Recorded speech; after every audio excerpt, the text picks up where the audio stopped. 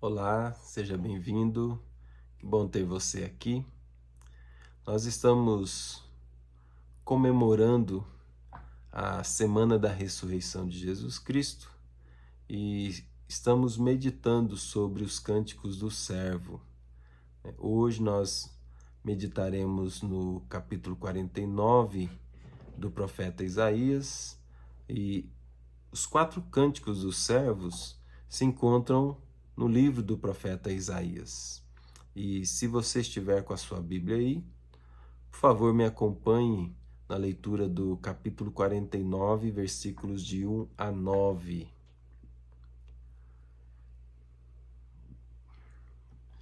Diz assim o texto: Ouve-me, terras do mar, e vós, povos de longe, escutai. O Senhor me chamou desde o meu nascimento, desde o ventre de minha mãe fez menção do meu nome. Fez a minha boca como uma espada aguda, na sombra da sua mão me escondeu. Fez-me como uma flecha polida e me guardou na sua aljava. E me disse: Tu és o meu servo, és Israel, por quem hei de ser glorificado. Eu mesmo disse: Debalde tenho trabalhado, inútil e vãmente gastei as minhas forças. Todavia, o meu direito está perante o Senhor, a minha recompensa perante o meu Deus. Mas agora diz o Senhor, que me formou desde o ventre para ser seu servo, para que torne a trazer Jacó e para reunir Israel a ele, porque eu sou glorificado perante o Senhor, e o meu Deus é a minha força. Sim, diz ele, pouco ao seres meu servo para restaurares as tribos de Jacó e tornares a trazer os remanescentes de Israel. Também te dei como luz para os gentios, para seres a minha salvação até a extremidade da terra. Assim diz o Senhor, o Redentor e Santo de Israel, ao que é desprezado, ao aborrecido das nações, ao servo dos tiranos. Os reis o verão e os príncipes se levantarão, e eles te adorarão por amor do Senhor, que é fiel, e do Santo de Israel que te escolheu. Diz ainda o Senhor, no tempo aceitável eu te ouvi e te socorri no dia da salvação. Guardar-te-ei e te farei mediador da aliança do povo, para restaurares a terra e lhe repartires as herdades assoladas, para dizeres aos presos, sai, e aos que estão em trevas, aparecei. Eles pastarão nos caminhos e em todos os altos desnudos terão o seu pasto. Este texto é uma profecia, e a semelhança da maioria das profecias das Escrituras que se encontram no Antigo Testamento, elas têm uma aplicação tríplice. Ela tem um cumprimento tríplice. O primeiro cumprimento, ele é imediato. E no caso aqui, esse texto também se refere à libertação ou salvação do povo de Israel do cativeiro babilônico. O que aconteceu? Um segundo cumprimento desta profecia aponta para Jesus Cristo, a vinda de Jesus Cristo, o seu nascimento, a sua obra, né? Tem um cumprimento nessa profecia. E também há um terceiro cumprimento dessa profecia que se dará na segunda vinda de Cristo Jesus. Então, esta profecia, à semelhança de outras, tem um triplo cumprimento, né? E esse texto, ele trata da missão do servo salvador, né? Ele é conhecido como o segundo cântico do servo, e percebam que inicia chamando a atenção desses povos de longe, né?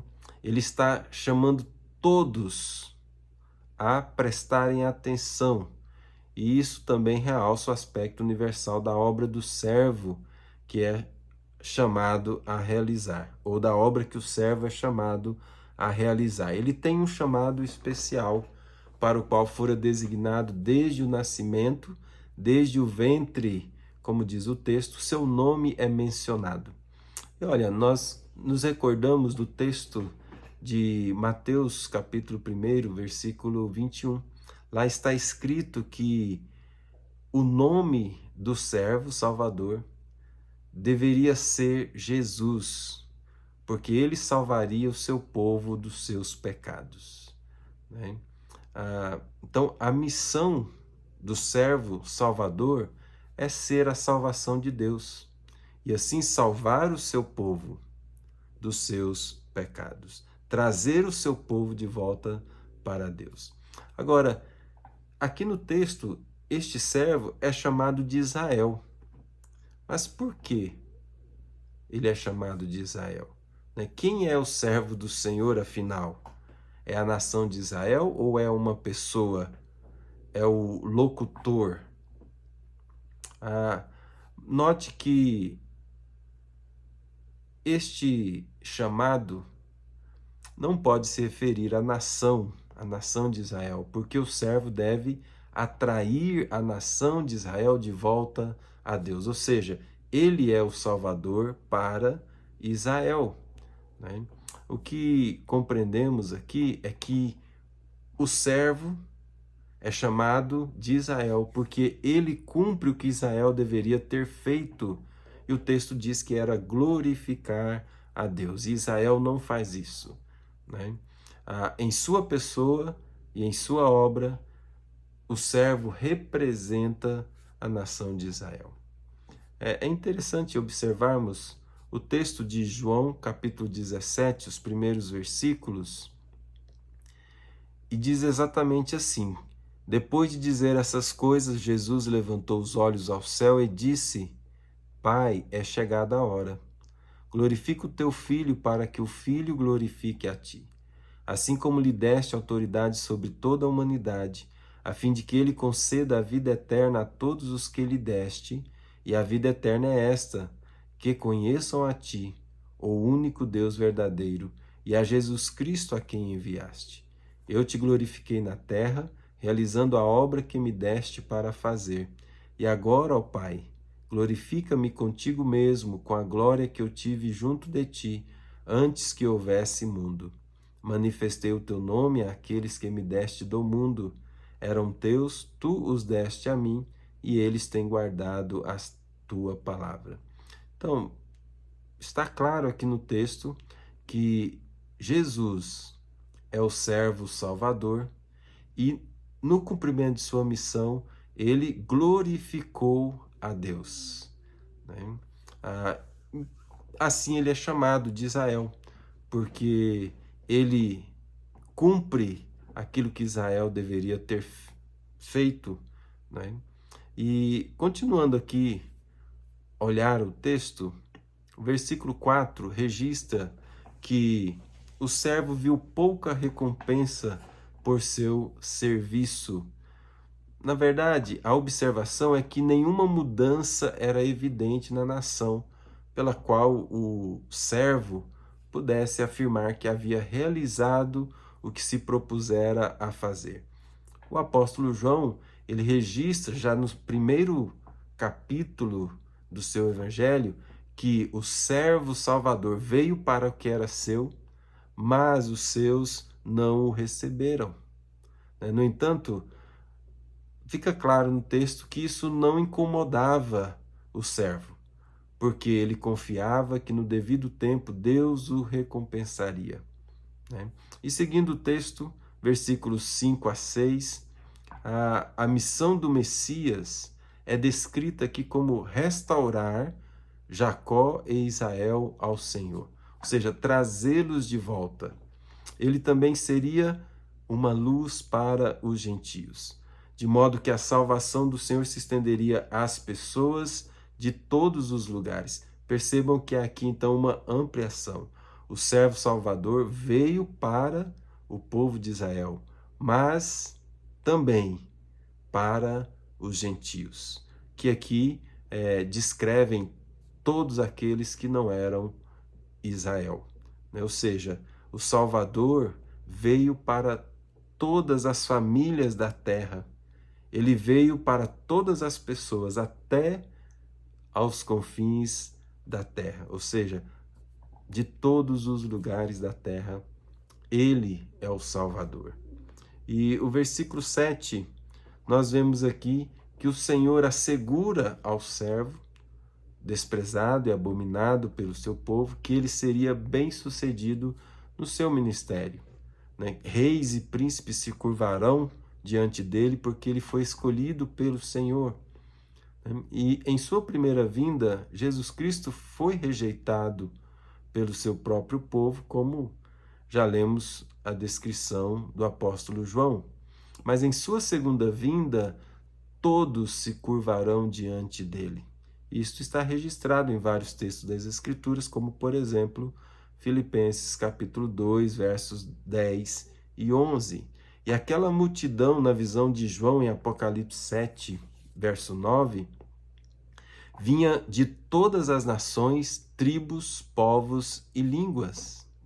Então, ele é chamado de minha salvação, e é um título que ecoa o próprio nome de Isaías, que significa o Senhor é a salvação. E como salvação, ele não é apenas o mediador, mas ele é o conteúdo real dessa aliança de Deus com o seu povo. Ele é salvação, ele é o Salvador. E o seu domínio se estenderá até a extremidade da terra, aos povos de longe. Agora, olhando para o versículo 8, diz ainda o Senhor: no tempo aceitável te ouvi e te socorri no dia da salvação. Olha, se passarmos aí as páginas da Bíblia até o capítulo 61 do profeta Isaías, do versículo 1 ao versículo 3, está escrito o seguinte: o Espírito do Senhor Deus está sobre mim, porque o Senhor me ungiu para pregar boas novas aos quebrantados, enviou-me a curar os quebrantados de coração, a proclamar libertação aos cativos e a pôr em liberdade os algemados, a apregoar o ano aceitável do Senhor e o dia da vingança do nosso Deus, a consolar todos os que choram e a pôr sobre os que em Sião estão de luto uma coroa em vez de cinzas, óleo de alegria em vez de pranto, veste de louvor em vez de espírito angustiado, a fim de que se chamem carvalhos de justiça, plantados pelo Senhor para a sua glória. Então, eu quero chamar a atenção aqui para o versículo 2, onde ele diz: apregoar o ano aceitável do Senhor e o dia da vingança do nosso Deus. Agora, se formos lá para o Novo Testamento, no Evangelho de Lucas, por exemplo, quando Jesus inicia o seu ministério, no capítulo 4, versículos 16 a 19, está registrado que Jesus foi para Nazaré, onde havia sido criado, e num sábado entrou na sinagoga, segundo o seu costume, e levantou para ler. Então lhe deram o livro do profeta Isaías, e abrindo o livro achou o lugar onde está escrito: o Espírito do Senhor está sobre mim, porque ele me ungiu para evangelizar os pobres, enviou-me para proclamar libertação aos cativos e restauração da vista aos cegos, para pôr em liberdade os oprimidos e proclamar o ano aceitável do Senhor. Agora, se vocês perceberam, há uma diferença na profecia ou nos relatos de Isaías com os de Lucas, ou com aquilo que Jesus proclamou ali na sinagoga. Porque no profeta Isaías, no capítulo 61, Jesus está dizendo que ele veio para pregoar o ano aceitável do Senhor e o dia da vingança do nosso Deus. Mas quando ele faz a leitura desse texto lá em Lucas capítulo 4, ele menciona apenas que ele veio proclamar o ano aceitável do Senhor, o tempo aceitável do Senhor. E o que isso significa é que hoje é o dia da oportunidade. Hoje é o dia aceitável. Deus está em Cristo Jesus convidando você para voltar para Ele. O dia da vingança do nosso Deus ainda não chegou, mas chegará. E quando este dia chegar, não haverá mais oportunidade. Então, hoje é o dia da oportunidade. E você não gostaria de a aceitar esse convite de Jesus, de voltar-se para Deus, de aceitar a salvação de Deus em Cristo Jesus, porque somente Ele é o Salvador. Pedro e João estavam diante do Sinédrio e, respondendo ao Sinédrio, está em Atos capítulo 4, versículo 9, falaram que não há salvação em nenhum outro, porque debaixo do céu não existe nenhum outro nome dado entre os homens pelo qual importa que sejamos salvos. Só Jesus é Salvador. Ele é o caminho, a vida e a verdade. E nenhum outro conduz ao Pai. O apóstolo João também registra a missão do servo Salvador. Lá no capítulo 3, verso 16, ele diz que Deus amou o mundo de tal maneira que deu seu Filho unigênito, para que todo que nele crê não pereça, mas tenha a vida eterna. Então, hoje é o tempo oportuno. Hoje é o dia de você voltar-se para Deus, porque Deus está oferecendo a você a salvação que há em Cristo Jesus apenas. Vou orar.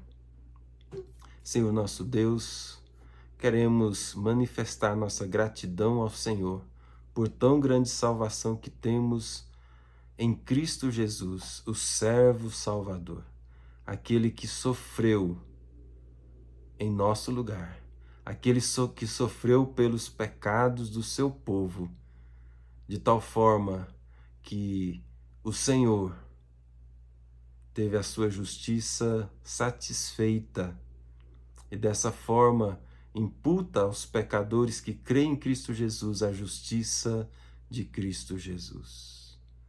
Porque ele sofreu não por culpa própria, não pelos seus próprios pecados, mas sofreu pelos nossos pecados. Ó Deus, obrigado por tão grande salvação que temos em Cristo Jesus. Ajuda-nos a entender que hoje é o dia oportuno para recebermos a salvação que há em Cristo Jesus, que vem da tua parte, que vem de forma gratuita, bastando apenas que creiamos verdadeiramente que Ele é o servo Salvador, que Ele é o Filho de Deus que veio para buscar e salvar aqueles que se haviam perdidos.